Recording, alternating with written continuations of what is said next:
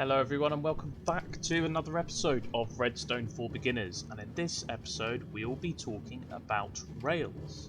So, minecarts and rails are mainly used to get around your world, and the way you make a minecart move is with this thing, a powered rail, which we've already seen in the first episode that makes minecarts move like that. But as you'll notice, it doesn't make them move forever, so you have to keep on placing powered rails. I tend to place them around every 6 to 7 blocks like this, and it will keep making your minecart move until it gets to its destination. But what you have to remember is that these have to be powered. It doesn't matter how you power it. I suggest a lever flipped on or a redstone block. Anything like that, so long as it's powered, then it will make the minecart move. You'll notice it glows quite a bright red when it's powered, and when it's not powered, it's quite a dark shade of red. So if we power this powered rail now, it should push the minecart and it will keep going until it reaches its destination. Now, the other thing you have to remember about powered rails is that they can act as a sort of brake. So if I unpower this powered rail here, by the time it gets to it, it will actually stop it from moving. So across the rail goes until it gets to this powered rail, and then it will stop, just like that. Now, when it comes to moving minecarts up slopes, you can actually place rails and powered rails up a stairway like this. But there's a few things you need to remember. The first thing is that you need to place powered rails every 3 blocks instead of every 6 or 7, let's say. And the other thing to remember is that a rail will only go up a block. It can't go up or down a block and change direction at the same time. So for example, I can't have the rail traveling across like this. If I try and replace the powered rail, it will go like that. It will go forward and not up. So if we put this to a test, let's put a minecart in here. I'm going to get it in myself actually. Power it. Then you see I go up the slope. And as you'll notice, if you're going down a slope, then you don't need any powered rails at all. Now, if you want to stop a minecart in a rail, then the easiest thing to do is just to place a block at the end just to stop it. But if you want to stop a minecart during its journey, then it's actually a little bit more difficult. Because if a minecart's travelling too fast, even if it's travelling over an unpowered rail like this, it will still probably travel over it. So you're not going to stop it in the place where you'd want. So I tend to do something like this. Have the minecart go up a block and then go down past a powered rail here.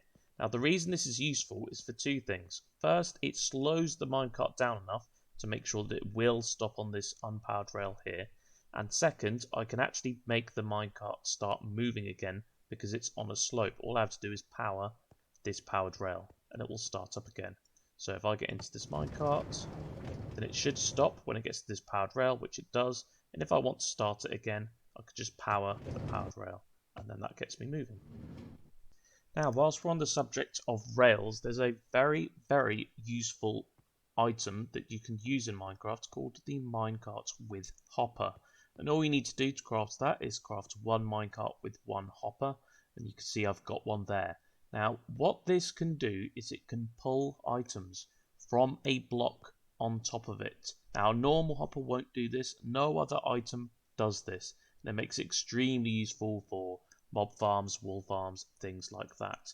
So as you can see, I've got a block of black stone here above a minecart with hopper that's on a rail. You could just see that underneath there, which is underneath a hopper that goes into a chest. So what should happen is any block that lands on this black stone block here will get sucked up thanks to the minecart with hopper. Then it will go through this hopper and into the chest. So if I throw, let's say, a stack of torches, and straight away you see it got sucked up, and then it's gradually being put into this chest here. Now, there's a little myth I'd like to bust when it comes to this one. Some people think that you have to push a block into the minecart with hopper. That actually isn't the case at all. A minecart with hopper will work on the block that it's on top of. You don't need to mess around with that at all. Now, the other thing I'll mention with rails is that you can create junctions. So you see I've got a powered rail here and the track is making a right hand turn here.